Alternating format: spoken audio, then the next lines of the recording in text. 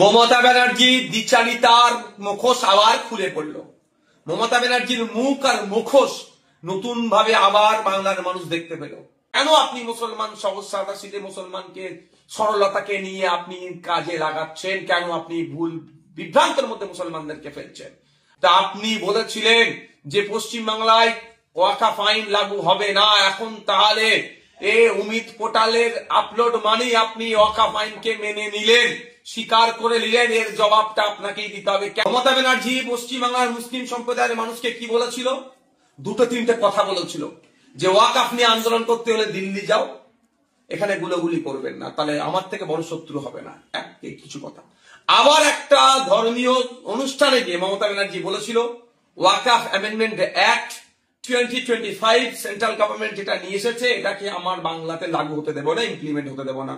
বাংলার মানুষজন ভেবেছিল হয়তো মমতা ব্যানার্জির এই মুখ আর মুখোশকে ধরতে পারেনি। আজকে পশ্চিমবাংলার মুসলমানরা বুঝতে পারছে মমতা ব্যানার্জি তাদের সাথে কি ধরনের খেলা খেলছে। এখনো যদি না ঘুম ভাঙে পশ্চিমবাংলার মুসলমানদের, তাহলে আগামী দিন কিন্তু আরো দুরবস্থা হয়ে আসবে।